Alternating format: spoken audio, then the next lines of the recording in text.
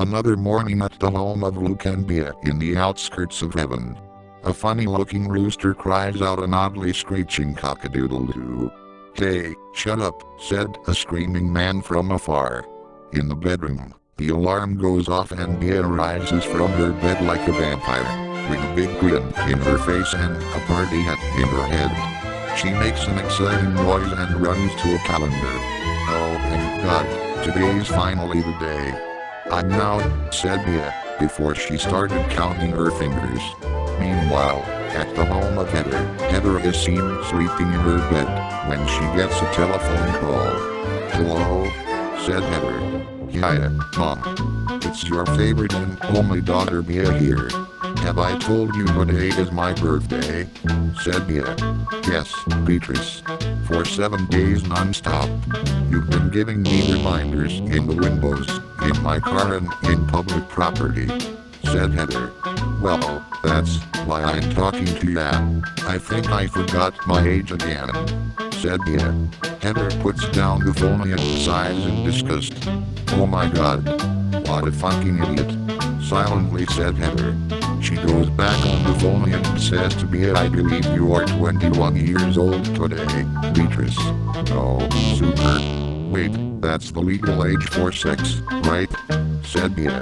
"Goodbye, Beatrice. And happy birthday," said Heather before hanging up. Back at the trailer, Luke exits the bedroom and heads to the fridge, where he takes out a combination of vodka, whiskey and Chardonnay. "Hey, pal," said Bea, when she hugged Luke from the back. "Oh, morning, Red," said Luke. "I have a special question to ask you." "That's what day it is?" said unexcited Bea.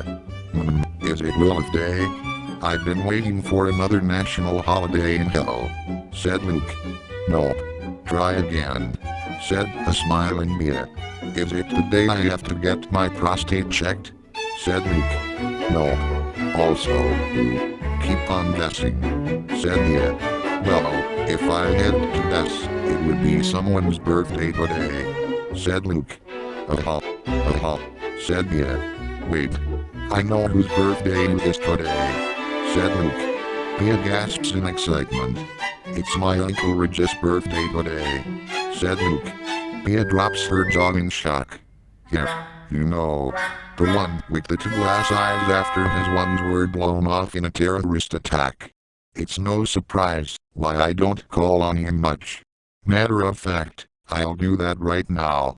Thanks for reminding me, Red," said Luke, as he left the kitchen. Bea pretends to smile. "Sure, buddy. Why wouldn't you forget an all-important birthday of someone close to you?" she said. Bea becomes mopey and lays down on the couch. Chips looks at her and barks at her. "Oh. Hey, Chips," said Bea. He barks at her again. "Thanks for saying happy birthday. At least someone in here remembers. God, what am I doing with my life? I've been living with my best demon friend since last year. I graduated high school recently. I'm stuck in a dead-end job. My life does look kinda pathetic once you think about it. You know what my birthday wish would be? At first it was gonna be infinite supplies of live unicorns. But now I wish for something big to happen to my life. Something that'll, be life-changing forever. Not just for me, but for everyone else. You know what I'm saying," said Bea. Chips blinks. "You're right. I should celebrate my birthday somewhere else," said Bea, as she went into the bedroom and put on her clothes. "Bye, Luke. I'm off to see Grandpa," said Bea, as she exited the trailer skipping downhill. Luke watched on from inside the trailer. Sighs. "If my birthday was today, I would wish for a life-changing moment too," said Luke, as he held a locker with himself and Bea in it, teasing something huge is about to happen. Chips from behind makes smooching noises to tease Luke. "Bad dog. Go to your doghouse," said Luke. Chips walks away moping.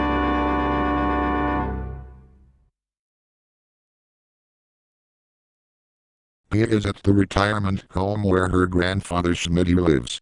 She knocks on his door. Schmitty opens it and says, "Bumblebee." Happy birthday, my sweet, not-so-little angel.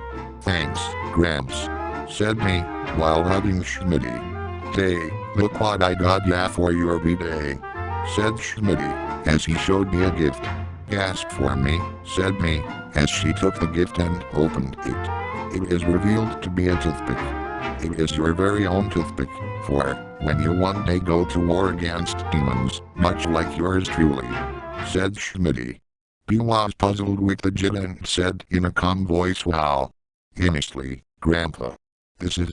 Then, she raised her voice happily and said the greatest b-day present you've ever given me. He swoons as she goes down on the floor. Oh, Grandpa.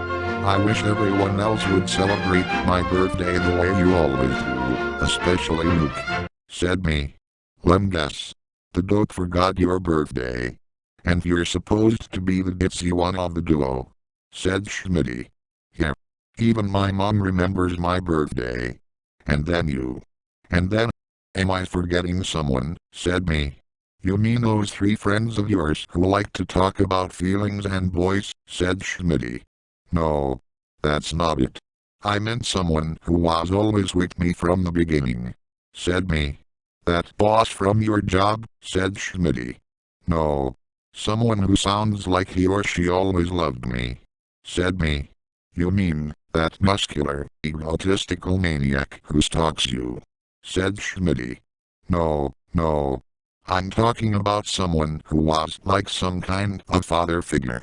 But I can't put my finger on it, said me. Father figure. Wait, ain't your mother single, said Schmitty.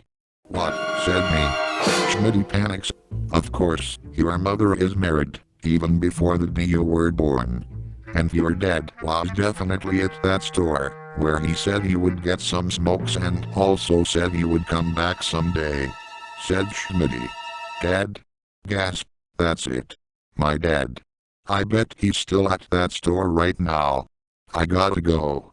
Thanks for the toothpick, Gramps, said B before kissing Schmitty in the cheek and leaving.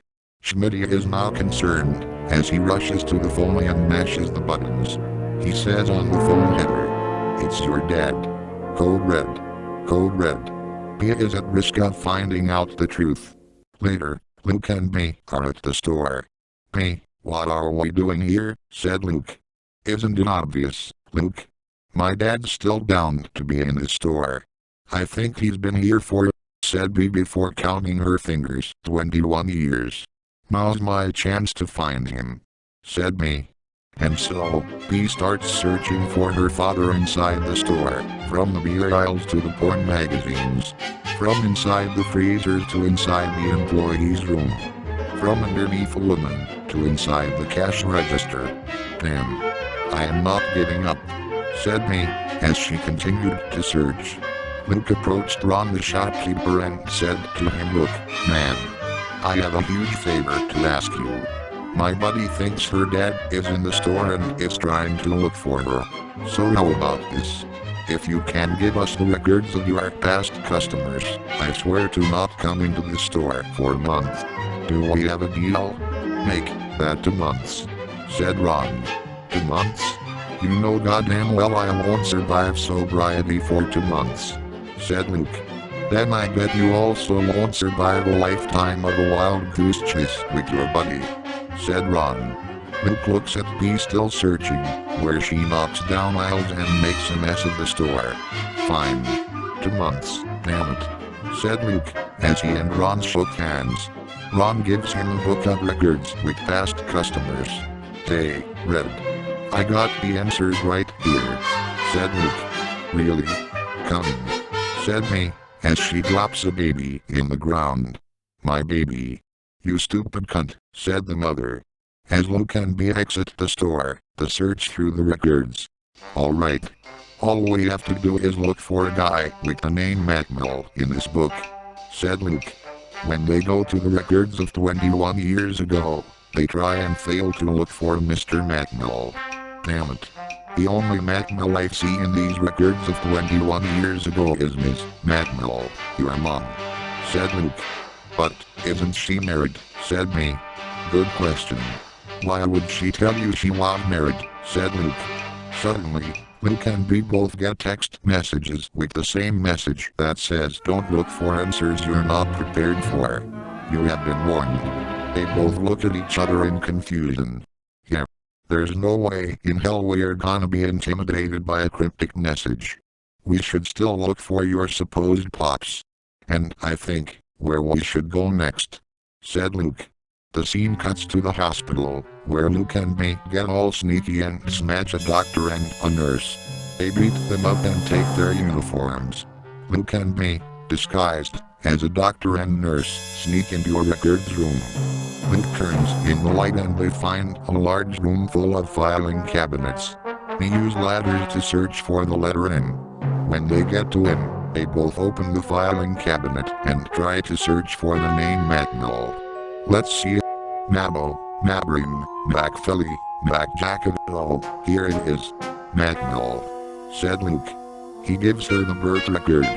Well, Red, you're bound to find your dad in this record. Good luck, said Luke. Bee heavily inhales and exhales as she anticipates the revelation of who her dad could possibly be. When she opens the record, she says, "Oh my God. What is it?" "Who's your dad?" said Luke. "Forget him for a second. I just discovered something even bigger," said May. "What?" said Luke. "My name is actually Heather. Which is weird, 'cause my mom's also named Helen, Gary, Huckleton," said May. Luke snatches the records and scans them. "May, this is the birth record of your mom," said Luke. "Are you sure?" "'Cause I'm not being certain I was named Bee instead of Heather," said May. Luke facepalms. Then, a mysterious voice says, "What in the name of all that is holy is going on in here?" Luke and May get startled and fall down the ladder. When they get up, they find Dr. Featherton at the door.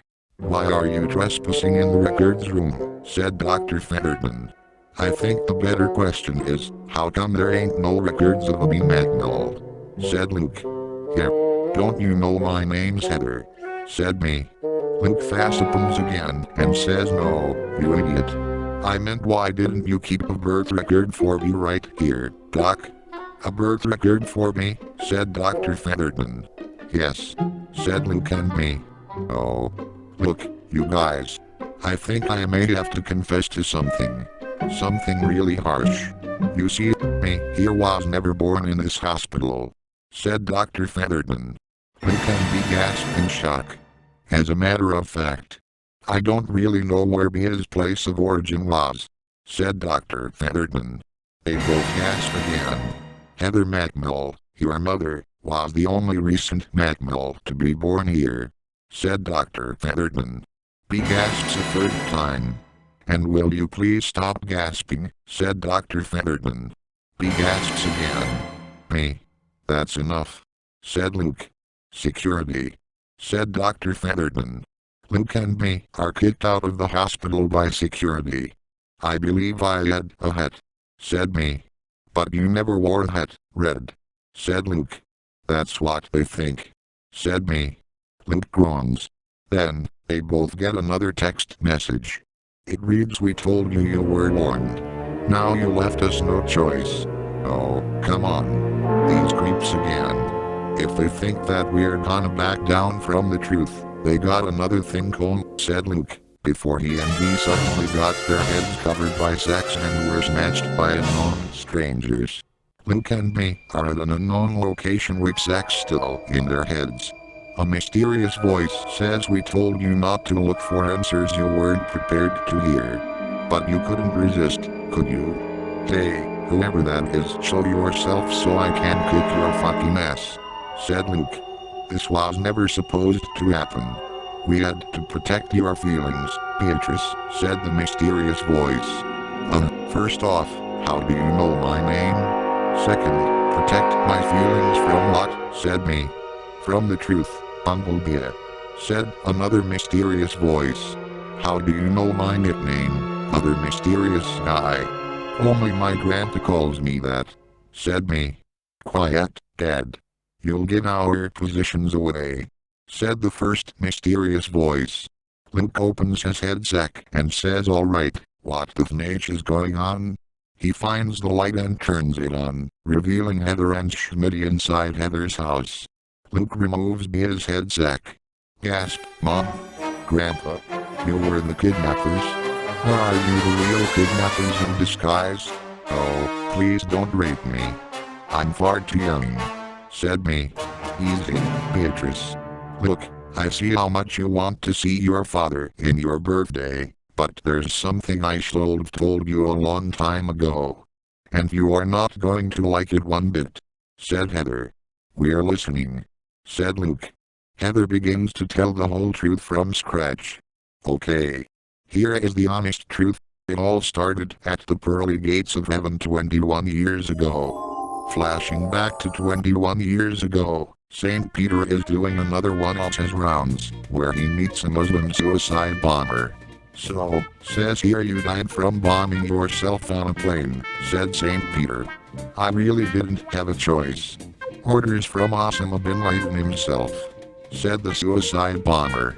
"Good luck getting reformed, if you can," said St. Peter, as he let the suicide bomber into heaven.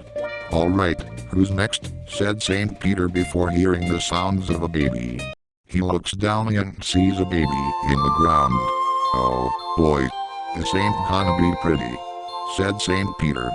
He asks the baby, "Alright, what was your death?" The baby doesn't do anything. "Oh, what am I doing? Babies can't talk. I've gotta do something about this," said St. Peter. Later, at City Hall, the heaven elites, including Archangel Maximilius, are holding a meeting. "So, we're all clear here. No Taco Tuesday until the tax hike is no more," said God. "Amen," said Reverend Leroy Jenkins with an afro. "But tacos are the reason the angelic guard's favorite day is Tuesday," said Maximilius. "Well, they can always eat fruit and vegetables, like all people should," said Heather. "Precisely.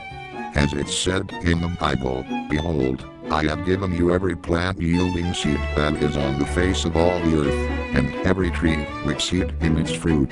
You shall have them for food,'" said Jesus. St. Peter comes in with the baby and says, "Excuse me. We got a situation here." "Is that a baby?" said God. "What do you think?" "I found it at the gates. I think there's a locket in the wrist," said St. Peter, as he looks at the locket. "Says here the baby's name is me. Guess this must be a girl," said St. Peter. "Well, what do you expect us to do with that newborn infant?" said Reverend Jenkins. "Here, one kid is enough for me," said Maximilius. "Settle down, folks. I say we have a vote in who gets to take care of the baby forever," said God. Everyone but Heather says not it. "Oh, Heather. Congrats. You're a mom now," said God. "What?" said Heather. "It is, as the Lord intended," said Reverend Jenkins. "She's your problem now," said St. Peter, as she threw baby B to Heather. "You cannot be serious." "I can't take care of this child," said Heather. "Too late. We all voted. It was unanimous," said God. "Hail," said Maximilius, as all the elites flee the room. Heather is puzzled, as she takes a gander at baby me. "And that was the day you first came into my life, Beatrice. At first, I did not want to keep you as my own daughter. But as time went by, you kept coming to me for comfort, for advice, for unconditional love. I was there for you when you hurt your body parts. I was there for you when you were bullied. And I was there for you when you grew up to become a beautiful young woman, even if it meant still living with me as an adult. So, for the first time, I actually had the feeling of becoming a real mother, and it felt so good," said Present Day Heather. "So, you're not my real mother," said me. "I'm sorry, dear," said Heather. "Hell, I ain't even your real Gramps.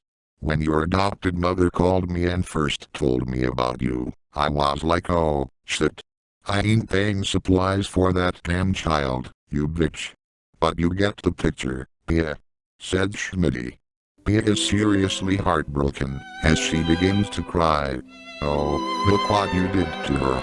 I hope you assholes are real proud of yourselves.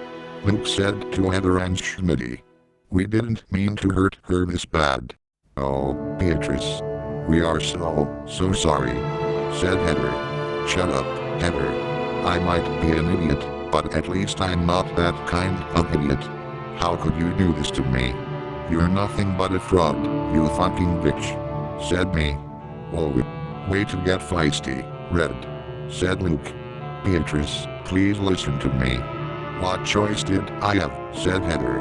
No, I don't wanna hear any more fucking lies from your fucking mouth. I'm going to my fucking room, said me, as she went upstairs angry. Me. You don't live here anymore, said Heather. He angrily walks downstairs and says, I knew that, Heather. She exits the house and slams the door. She goes back in and says to Schmitty, and you can take this present and shut it down your ass, old man. She stabs the toothpick onto Schmitty's metal half of his head. She exits and slams the door again. She comes back in again and says, I just realized I never ate today. So I'm just grabbing myself some grub and getting the hell out of here. And while you're at it, see if you can get me a cold one too, said Luke. Hours later at the trailer, Bea is on the couch crying with her head in the pillow. Jeez, Red. I'm sorry about what happened to you today. So what if you're adopted? So what if you were never born in heaven? You're still the same me, right? I mean, you got the halo, the wings, the beautiful sexy body, and sadly the small brain, said Luke. Thanks for trying to cheer me up, Luke. But I don't feel like being cheered up right about now. This is the worst birthday in history, said a crying me. Luke looks very concerned as he and Chips look at each other. Come on, me. What do you say we go on an adventure together, said Luke. I don't wanna go on adventures now, said a crying me. Well, you wanna go to a bar and get drunk as hell, said Luke. I don't wanna go to a bar and get drunk as hell, said a crying me. Well, how about we go to see your Gramps and he'll tell you at his epic wartime store and yeah, that's right, said Luke. B cries even louder. Luke puts his arm around her and says there, Red. Don't be such a sorpus. You know, my sister Elizabeth tried to tease me the hardest by telling me I was adopted. You wanna know what I did? I wedged her ass onto the school flagpole. She wasn't able to get down for weeks. Now, ain't that a hoot, said Luke before laughing. Well, I guess, said me. And remember, when you got stuck on the galpet, around 3 months ago? I had to pull you out and we ended up falling off the window. Good thing that casket with the clown in it broke our fall. Isn't that all so funny, said Luke. Well, pretty much, said a smirking me. And remember at work when Saul broke his back as a result of your carelessness. He had to get surgery. But then, there was a mix-up, and he got a snake as a spine, which bit him in the neck, giving him poisonous venom. Now that's gotta be all material, said Luke before laughing. He also began to laugh as well. Oh, God. Those were funny times. Oh, I feel so much better. Thanks, buddy. You're a lifesaver, said me, as she hugged Luke. No problem, Bea, said Luke. Soon, they start staring at each other, then they blush. It looked like their heads were getting closer and close to each other, until the door bangs. What, said Luke. In comes Striddle. Hey, guys. I just came here to give you a birthday card, said Striddle. Oh, thanks, Striddle. I really needed it, said me, before she saw what was on the card. See? It says me you have best of times with your old man. Yep. That's the perfect way to say happy birthday, said Striddle. B starts crying again. Luke takes the card and scans it. Striddle, you idiot. This is a Father's Day card with the words Father's Day crossed out, said Luke. Her birthday is on Father's Day, said Scribble. Get the fuck out of here, said Luke. He throws Scribble out through the window. Okay. Happy Father's Day, said Scribble, as he leaves. Then, Schmitty appears outside the trailer and knocks in the door. Luke opens it and says to Schmitty, "Oh, look what the cat dragged in." Can the sass, Luke. "I came here to talk to Bea," said Schmitty. "What the hell do you want, faker?" "Where's the other faker?" said me. "She wouldn't face you 'cause she's already ashamed about telling the truth." "Look, I get it, Bumblebee. You're completely crushed harder than a rat under freight. But I need you to hear me out on this one, okay?" said Schmitty. "What could you possibly do to make this better?" said an angry me. "In case you've forgotten, I am a scientist. I can literally make anything happen, come," said Schmitty. "What are you implying, Smith?" said Luke. "I'm implying that I can do a DNA test on Bea so I can find out where she really came from and who her father really is," said Schmitty. "Wait. You can look for my dad using DNA," said me. "And you're only telling us this now," said Luke. "Of course now. I tried saying that before, but you're always on your pointless adventures," said Schmitty. "True," said Luke. "So, you're really gonna use my DNA to find out about my real family, even after my outburst against you," said me. "Yeah, Bumblebee. You might not be my real granddaughter, but goddammit, you're still a real part of our family, in here," said Schmitty, when he used his iron claw to point to his heart. "Wow. I don't know what to say," said me. "Don't say it, me. I already know what it is," said Schmitty. He lets out tears of joy and hugs Schmitty. "Oh, Grandpa. I'm really sorry. I know I already forgive you, but please forgive me," said me. "I already have, Bumblebee. Now let's get to testing," said Schmitty. "So, how do you plan on getting Bea's DNA?" said Luke. "Easy. Alright, me. Close your eyes and lift up your right hand," said Schmitty. Bea does what Schmitty says. "Good. Now hold still. I'm promise not to hurt you literally," said Schmitty, before quickly slashing Bea's hand with a knife. There's blood coming out everywhere. Luke is in shock, as he says, "Oh my god." Pipe down, you import," said Schmitty, as he quickly installs a hand that looks exactly like Bea's right hand. He puts the severed hand in a plastic bag and hides it in his pocket. "Okay, me. Open your eyes," said Schmitty. Bea isn't aware of what happened. "So, what was the surprise, Gramps?" said me. A scientist never reveals his secrets." "Well, time to get to work," said Schmitty, as he leaves the trailer. "That man has some serious issues," said Luke. "But he's still my grandpa, no matter what," said me. Then, she gets a phone call. She answers her phone and says, "Hello? Beatrice, this is Heather, your adopted mother. Please, listen to me," said Heather. "Oh, it's you. Well, what do you want, Heather? Do you want to tell me more secrets you've been keeping for years?" said me. "No, me. You need to come over to my house. There are 2 large burglars in here. I think they have guns," said Heather. "Yeah, right. I'll see it when I believe it," said Bea before hearing gunshots coming from the phone. "How about you'll hear it when you believe it?" said one of the burglars. "Me. Help," said Heather, before she is cut off. "Oh, crap," said me. "What is it, Red?" said Luke. "Burglars have my mom," said me. Bea and Luke rush to Heather's house. Bea bangs the door and says, Mom, I'm here. Let us in." Luke says, "Red." The door is already open, while he twists the doorknob and opening the door. "Oh," said me. They both enter the house. "Hello, Mom?" "Burglars," said me. Then all of a sudden, the lights come back on, and a big loud surprise is said by people who pop out of furniture. It is everyone in heaven. He screams in terror. What the hell is going on? Said me. Relax, me. It's only your birthday party, said Heather. Birthday party, said me. Yes.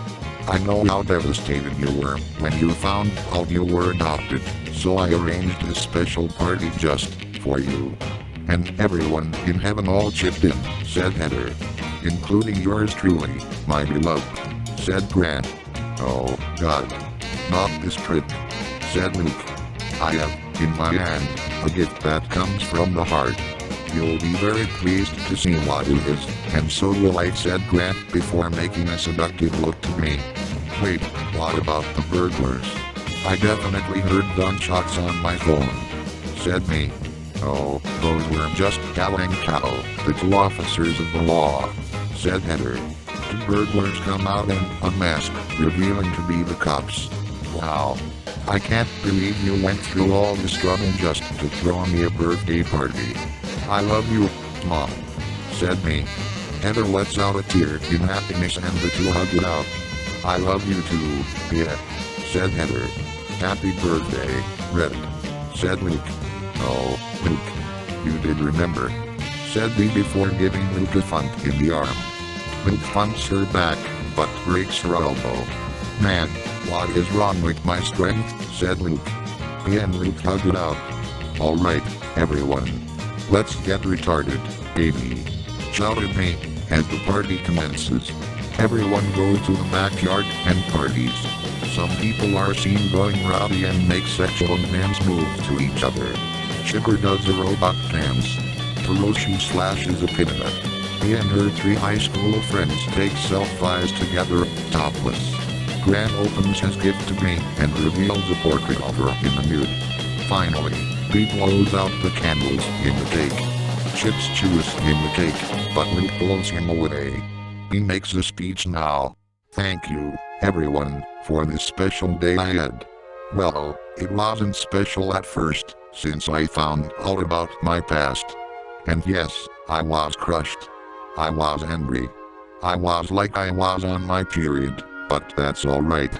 Maybe it doesn't matter where you really came from. What matters is the family you'll always be a part of. And blood or not, I'm damn well proud to be a Magnoll. And absolutely nothing will ruin this important moment. Then, Schmitty enters and is seen standing. I did it. I did it. I found him. I found him, shouted Schmitty, while running to me. Grandpa, said me. I found your real dad, Bumblebee. I don't know how, but it happened, said Schmitty. Dad, you found me his real father, said Heather. Exactly, Heather. I was so shocked about the results that my legs started to function again. But my legs aren't the hot topic right now.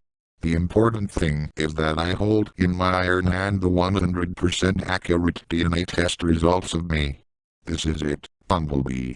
The moment of truth, said Schmitty before handing over the test results to me. He takes them and sees who her real father is. She gasps for 10 seconds. What is it, Red, said Luke. Jesus Christ. How could I not see this coming?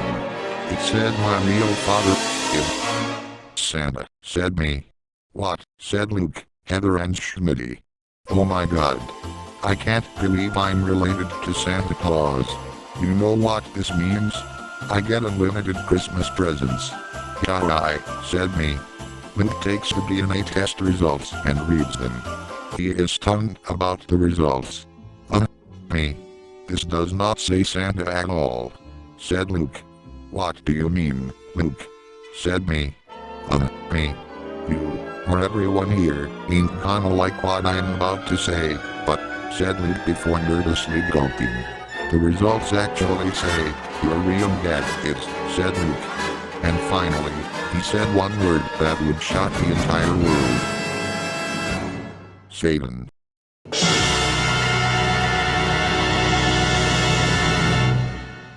Everyone gasps from the dropped bombshell. Scribble spits out his drink onto Giabello for 1 minute. And he does it again for another minute. And again. And again. Will you stop that, Maniaco! Shouted Giabello.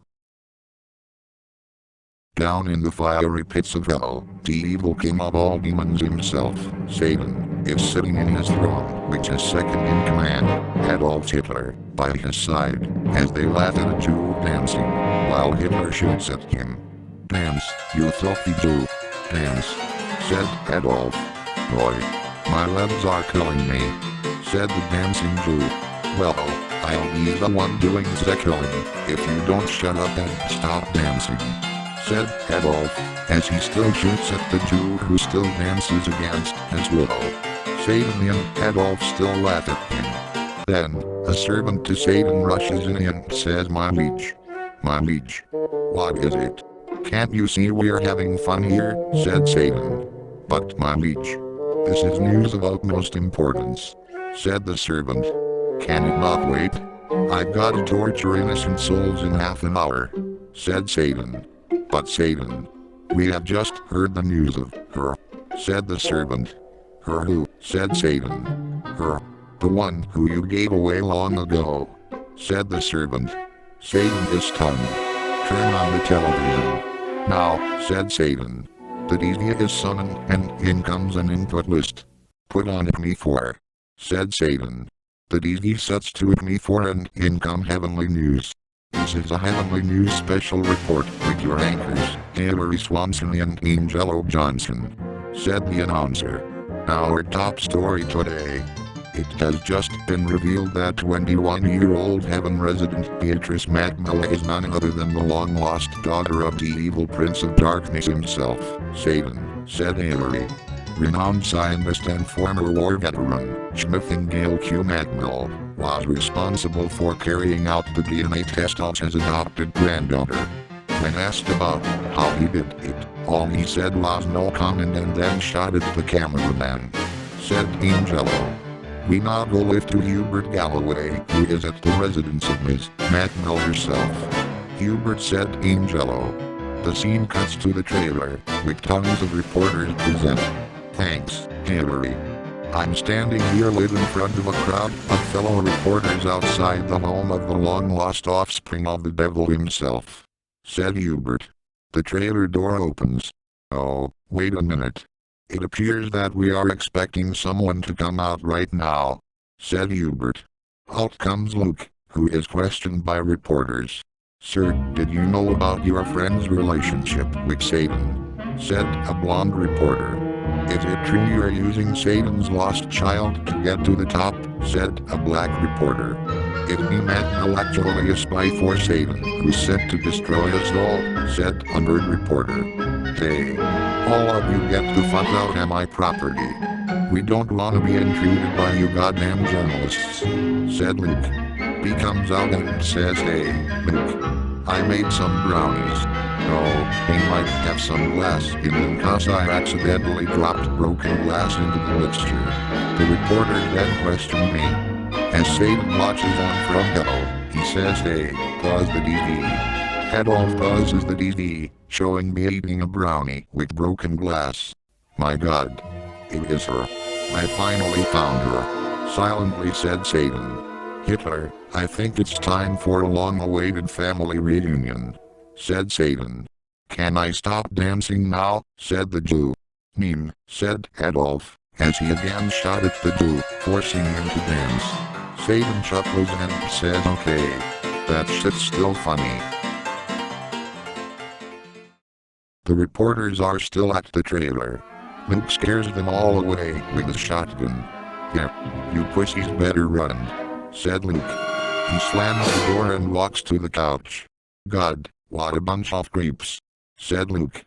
"Yeah, they didn't even ask for one of these brownies," said Bee before eating one and having her mouth bloody from the broken glass. Me. Is it really bothering you that not only are you adopted, but you're also Satan's next of kin? And doesn't it bother you that you're also half demon? And doesn't it bother you that there's glass stuck to your mouth?" said Luke. "I admit, I'm still in shock that I was adopted, but I didn't know I came from the devil. Maybe I inherited his superpowers," said me. "Why in God's name would Satan have superpowers?" said Luke. You just never know when I'll start shooting laser eyes, said me. Oh, boy, said Luke. The door knocks. God damn it. If it's those stupid reporters again, I'm gonna blow their, said Luke, before he saw two demon guards at the doorstep. We are here for the lost child, said one of the guards. Hey, if you're looking for that lost child, you're out of luck. We're just adults here, said me. Aim at you, Red, said Luke. The guards put sacks on Luke and Mia's heads and smashed them. Oh, come on. Not again, said Luke. Soon afterwards, Luke and Dee find themselves in the netherworld, where they are taken to the castle of Satan. The sacks are removed from their heads and they are in front of demon guards, Adolf Hitler and, of course, Satan himself. Which one of you is named me? Said Satan. Are you serious? Said Luke. Dee turns her head left and right. I think he's referring to you, said me. Luke fastens. Well, I'm waiting, said Satan. Luke pushes me to the front. Oh, then I guess I'm Mia, said me. Very well. Then let me ask you questions. First, did you know that I had a daughter once? Said Satan. Oh, I'm sorry. What did she die of? Cancer, mutilation, said me. Luke fastens again, as Satan shows an expression of annoyance. Second, did you know that my daughter's name was me? Said Satan. Really? What a coincidence. My name is B2. I would have loved to meet her, said me. Did she not getting this at all? How is she not getting this? Said Luke. Hey, me. Show him the DNA test results, he said to me. Oh, yeah, said me, as she showed Satan her DNA results. Satan takes a closer look. I see. Then you know what is going to happen next, said Satan. Satan gets off his throne and walks down to me. Bee gets the feeling of fear, as she thinks Satan will destroy her. She covers herself, as if her days really are numbered.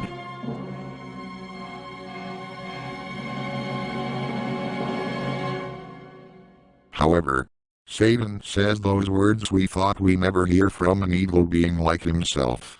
I missed you, daughter, he says, while offering a hug to me. Bee pauses and finally realizes Satan is her long-lost father. She smiles and flies to Satan and they give each other one big emotional hug. I missed you too, Daddy, said me, with tears in her eyes. Oh, how I've waited for this day, said Satan. Luke and Hitler look on. Heck, doesn't this sentimental moment gross the hell out of you? Hitler said to Luke. It should, but come on. She's my friend, man. She finally found her real dad, said Luke. He and Satan continue to hug. Later, a crowd of demons gather outside the castle, where Satan is seen outside the top. Attention, all minions. I have a very important announcement to make. A person from my past has just returned to my life. And I would like to bring her out here right now, said Satan. He then signals me to come out. Bee steps forward in front of the crowd. This is me. My long-lost daughter, said Satan. The crowd gasps and they murmur in shock. Satan had an angel, exclaimed a PG character. Well, I don't see the resemblance, said another. Settle down, minions. I know this is a shock for everyone, but come on. She just came back to me. At least show some decency, said Satan. Decency? Angels are the enemy. They are no good dirty rotten halo-wearing dicks, said a PG character. Sounds kinda like a reverend, I know, said Luke. Now stop right there. Anyone who dares insults my family will have to answer to me, said Satan, as he held up his glowing pitchfork. Whatever. Let's blow this popsicle stand, said a PG character, as the whole crowd left. Wow. Not a kind crowd, Dad, said me. Who needs them? Come, why don't I show you the rest of the castle, said Satan, as the two go back inside. Luke asks, does this place have any beer? or smokes? 'Cause I sure as hell need some.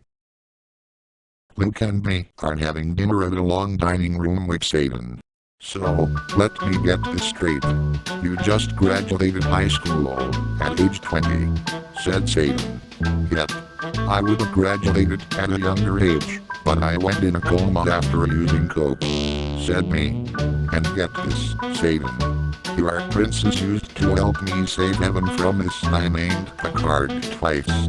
First from taking over as the ruler, then from having all the heavenites demonized to do his bidding. Us, the reason everyone in heaven has no choice but to respect me, said Luke. Hey, Dad. There's 2 questions I gotta ask that. First, what's my real name? He said to Satan. According to your birth certificate, your real name is Beelzebub, said Satan. Whoa, said me. Because you're also called Beelzebub. Clever, Luke said to Satan. And the other question, do I have a real mom too? Said me. Satan sighs and says, why don't you come to my throne room in private? Hey, Lucifer, clean up this table, will ya? He and me leave the dining table, leaving Luke all alone. Goddamn Prince of Darkness. Can't even clean up his own fucking mess, said Luke. Meanwhile, me and Satan are the throne room. You might wanna sit down for this one, daughter, said Satan. He ends up sitting on Satan's lap.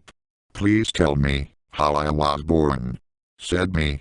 Very well, said Satan, as he begins the story of his birth. Around 21 years ago, I was hanging around in a crowded bar like an average subject, because even I need a break from leading millions of demons and whatnot. Anyway, I was drinking by myself minding my own business. And that's when I met her. Flashing back, Satan is in a bar, where he sees a blonde female angel wearing a pink top arrive. The patron stare at her as she does a catwalk entrance. She sets her sights in the devil himself. She goes to him and says, what's cooking, red looking? So, what's a heavenly angel like you doing in a hellacious wasteland like this, said Satan. Trust me, this angel ain't heavenly, especially after some old dirty things she done, said the blonde angel. What could you possibly have done to get yourself stuck in here, said Satan. Well, to be honest, as Abe Lincoln in a lie detector, I was soliciting prostitution on the Almighty himself, said the blonde angel. Wow, that is so diabolic of you. I like your type. The name's Satan, said Satan. Well, the name's Angie, said the blonde angel now known as Angie as they shake hands. Say, why don't we take this conversation down to my place, said Satan. What's the catch, said Angie. Later, Satan and Angie end up having sex. Satan was rotted in Angie so much, he ends up breaking the bed. After sex, they both lay down on the broken bed. Holy shit, that was fantastic, said Angie. And I didn't need to pay you for this, said Satan. You sure do know how to satisfy a woman, Suge, said Angie. Better than God himself, since he only scored once, said Satan. They both laugh. Man, thanks for the fucking of my life. There ain't no way this would have any consequences, said Angie. But I was wrong. The next day, your mother left my room, before I woke up. She didn't even leave a note. Then, later that day, while I was torturing souls, I got a phone call from Angie. And she uttered those words that would haunt me for life. Said present gay Satan. I'm pregnant, said Angie on the phone. Satan quickly hung up the phone and flew out of the castle. I never heard from her again. All I did, since that day, was pretend nothing happened and carried in with my duties. That is until 9 months later. In the flashback, Satan is planning a surprise attack with Hitler. So, if we disguise ourselves as a band of merrymen at the pearly gates, we'll give them a not-so-merry surprise once we get in, said Satan. Quiet's a plan, mein Liege, said Hitler.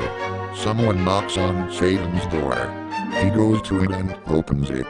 and that was the first time I saw you. B said present gay Satan.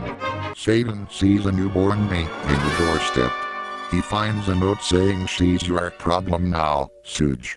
I was so ashamed that my biological child did not have any demon features. Said present gay Satan. Past Satan and Hitler are at the throne room with baby me. You're the father of an angel. Have you lost your mind, mine lord, said Hitler. Well, sorry for not having time to use protection. I got carried away in the heat of the moment, said Satan. And looked here lead to.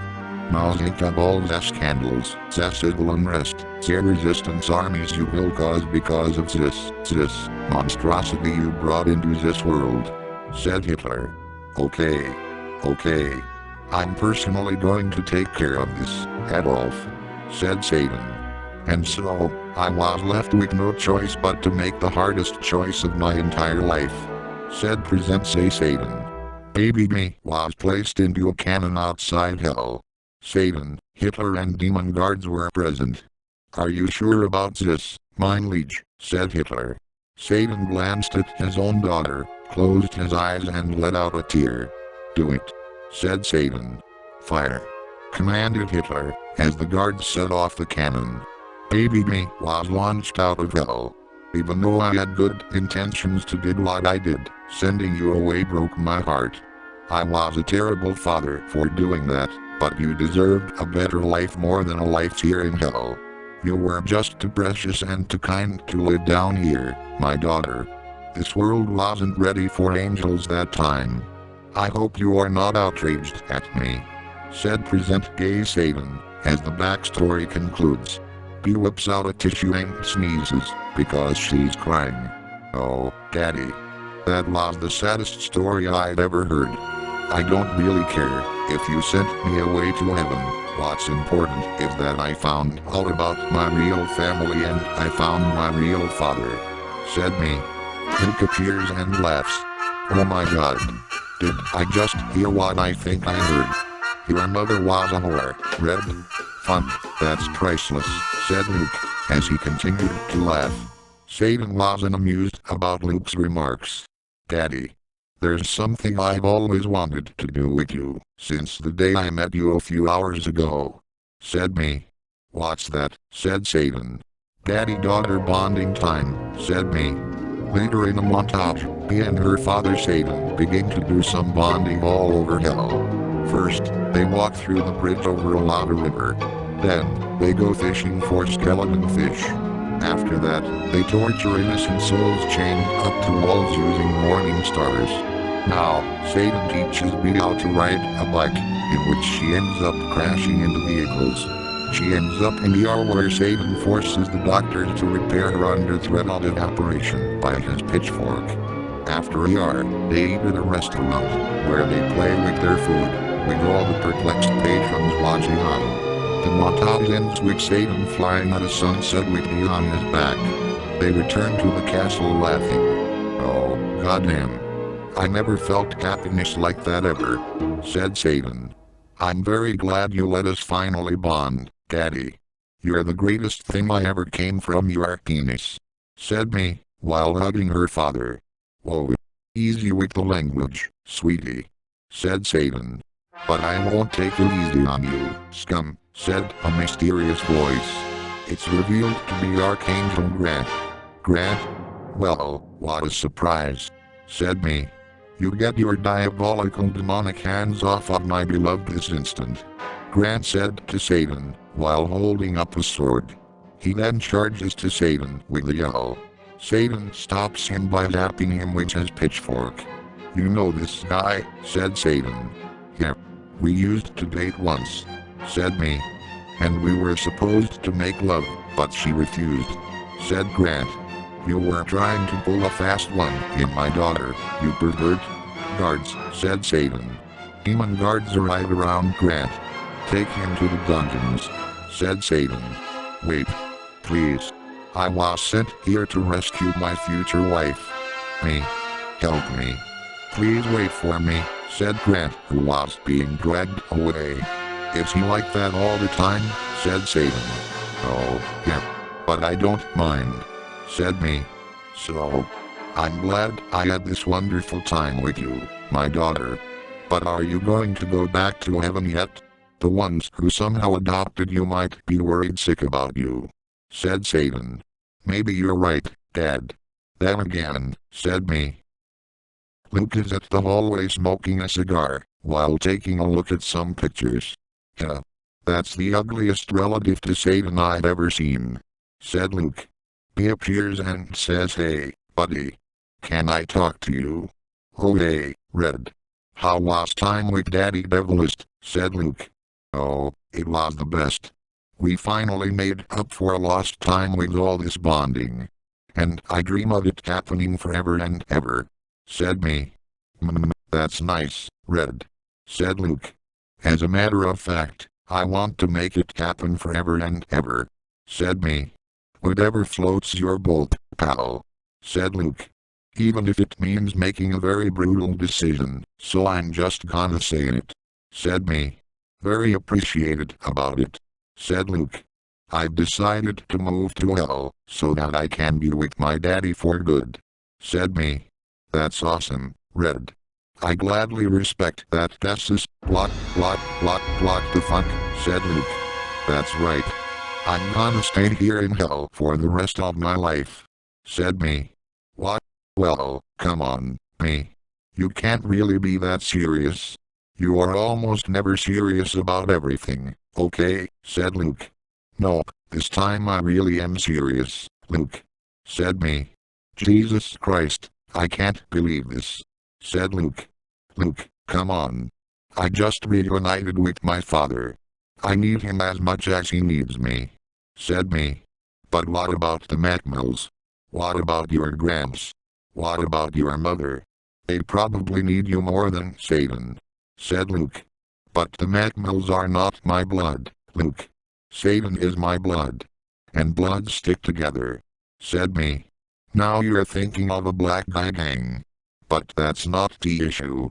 Me, you can't think about throwing your life in heaven away. Think of all the people you enjoyed hanging around with. Those old high school friends of yours, the Cyclops, the Hobo, the Jap, our boss, and most importantly, me," said Luke. "Why can't you accept that my family is way more important than my life in heaven?" said me. "Because you don't want to live in hell. It's evil. It's vile. The temperatures are beyond hot. The people aren't friendly. Trust me, I know," said Luke. "How could you know?" said me. "Because I now realize that life in heaven for me is somehow an experience I wanted to try out. And I enjoyed trying out those experiences. But I enjoyed it the most when I'm with you. You're the only best friend I'd ever had, me. Please, don't do this. I couldn't stand to try new experiences without you," said Luke, when he held me his hands. We paused for a minute. Then she said, "I'm sorry. My mind is made up." She lets herself go of Luke's hands and walked away on him. Luke was heartbroken and angry at the same time. "Fine. If that's what you want, then go ahead. Who needs that? You are nothing but the most retarded piece of shit I'd ever known. Number 2 to be exact. Number 1 would be Strudel. Anyway, I hope you drop dead, you backstabbing, halo-wearing, white-winged idiotic, dirty rotten cunt," shouted Luke. "Jesus, I sounded like a complete reverend," said Luke normally. Later, Luke leaves hell, but not before looking back for a second. "Good night, yeah," said Luke, as he went into the cannon and launched himself up to heaven. Meanwhile, a sad me was watching Luke being shot up from the castle. "Good night, Luke," said a sad me with a tear in her eye. Satan comes in and comforts his daughter. "Something troubling you, daughter," said Satan. "Oh, nothing. I was just saying goodbye to a now old friend I used to have," said me, as she continued to mope. "Are you sure you're okay?" said Satan. "Oh, why wouldn't I? After all, I need my real family, even if they are evil demons and whores. So, yeah, I'm really fine," said me. "Do you, by any chance, have a thing for Luke, said Satan. What? BFFD, come on. That's old news. I wanna move on now. I wanna have a life with you, Dad, said me. I get that. It's just that I can't figure out your feelings about him, said Satan. Feelings? What feelings? Luke and I were just normal friends. Normal, average, non-romantic best friends with benefits, said me. Okay.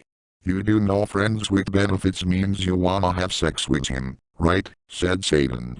Dad, stop it. I don't have feelings for Luke. We are not talking to each other anymore. We are now in opposite sides again. End of. Said me. Whatever you say, dear, said Satan, as he leaves me alone. B starts to look sad again, then sheds a tear.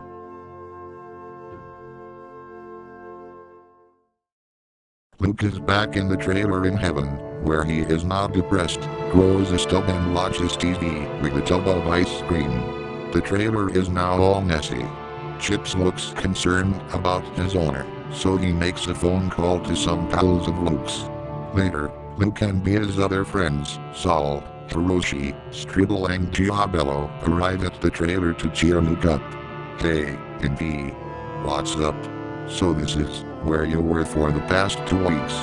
I was worried you were kidnapped by rapists, said Saul. Luke doesn't respond. Hey, amigo. What do you say we go all loco in a guy's night out? Just us chicos in the loose tonight, said D. Luke still doesn't respond. My god. Luke's hand is like an infant bird who refuses to consume worms from the mother's mouth, said Hiroshi. Let him try something, said Stribble. He gets closer to Luke and shouts out, hey, are you dead or something? If you are, can I keep your magazines you hide in your room? Luke stays silent. That means yes, said Stribble, as he goes into the bedroom. Hiroshi gives Luke a pep talk. Luke said, you have got to snap out of this frail behavior. Just because your angel friend abandoned you does not mean you can have so much self-doubt. You're starting to remind me of the time I used to have a crush on a girl, when I was a child. I was so shy whenever I was near her. But do you know how I overcame the shyness? I told her my true feelings in person. And do you know what happened next? She was mauled to death by a pack of flesh-eating wolves. So, I mercilessly slashed them all. Luke still does not do anything. Whoa, Roche. That was kinda intense, said Saul. I just wanted to give him a confidence boost. Yet, I failed, said Hiroshi. Hey, Indy. Why don't you watch some TV? That could cheer you up, said Saul, as he changed the channel. The news comes on.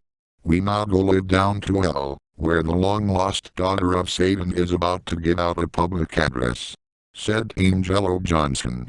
Meanwhile in hell, a crowd gathers outside Satan's castle, as B prepares for her public address. Are you sure about this, B? Because you'll have to live with it from now on, said Satan. I'm sure, said me, as she appears on the top of the castle before the crowd. The guys watch on from the trailer. Hey, ain't that your buddy, the sweet cheeks girl? Why hasn't she returned my damn calls, said Saul. B starts her speech. Hello, everyone. I just wanted to say something really important. You see, when I recently found out that my real father was the devil himself and my real mother was a whore, wherever she is, I was in great shock at first.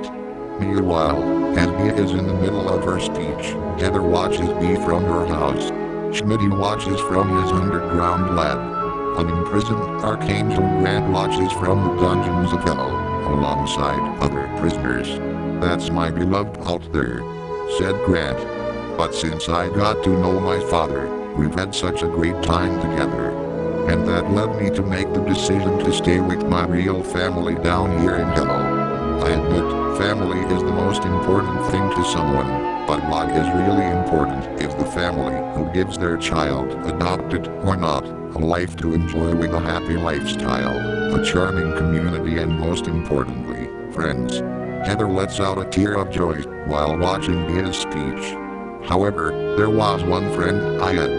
He was the most bizarre, most courageous and funniest friend I ever had the honor to hang out with. His name was Luke Davidson. Luke looks at the Disney wiki on it. Luke, if you're watching this, I wanna say I'm sorry for ending our friendship like this. I don't want our friendship to end, Luke. You're still my best friend. And I still want to try out new experiences with you, just like a best friend should. Actually, I now realize that you're more than my best friend. Because as Luke watched Beyond DD, he heard her utter those stunning words. I love you, Luke Davidson, shouted me. Everyone watching on the DD gasps. Grant from the dungeon was shocked the most. He screamed out emotional cries. Back at the trailer. Did she just say what we thought she said Saul. Holy murder. She just said she loves you, Luke. Said Dee. But Luke wasn't at the couch anymore. Luke, said Dee. Hey, what did I miss, said Strudel, as he held a pile of Luke's porn magazines. Luke was in the Trans Am speeding downhill. He was speeding all through heaven. He crashed through the pearly gates and jumped off the edge. Hey, those gates aren't cheap, you know, said St. Peter. The Trans Am was pummeling down toward hell, where it was aiming for Satan's castle. Everyone in hell saw the fallen Trans Am. When Satan and B saw it coming right for them, they ducked down. The Trans Am, with Luke in it, crashed onto the castle, as Luke exits and hits the ground hard. Oh my god. Luke. Are you okay? Said me.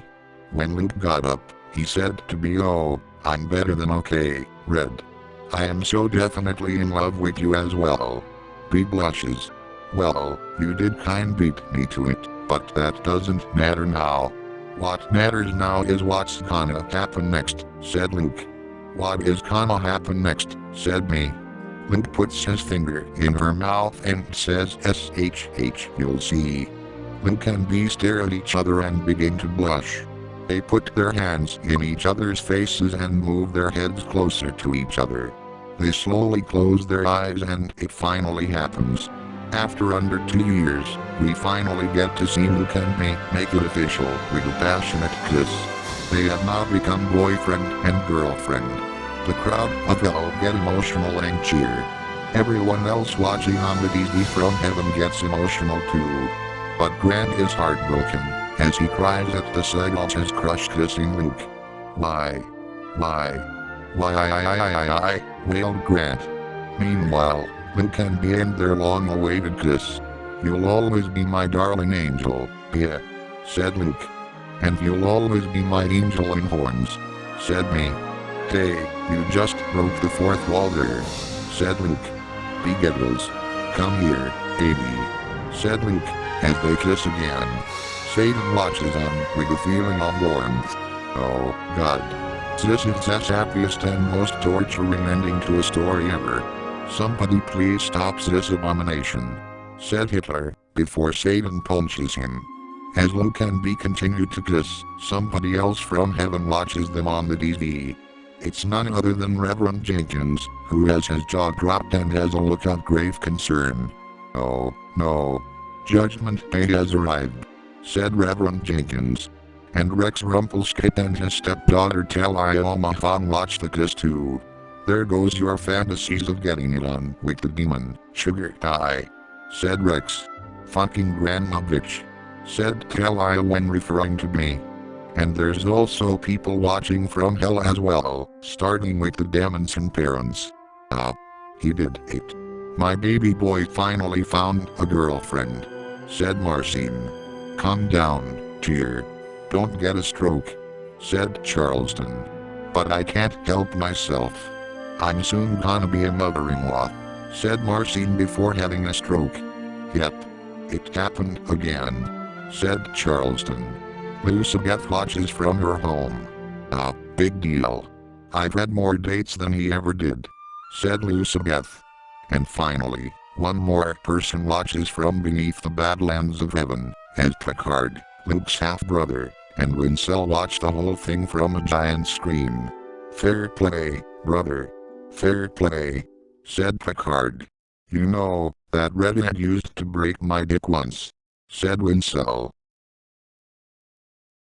Luke can be returned to the edge of heaven after using the cannon from hell, having been launched to golden poles of the busted-up pearly gates. "Hey, Luke. You owe me a new gate," said St. Peter. "Later, Pete. Right now, me and my girlfriend are gonna spend the rest of the day exchanging saliva," said Luke. "I thought we were still gonna kiss," said me. "Oh, me.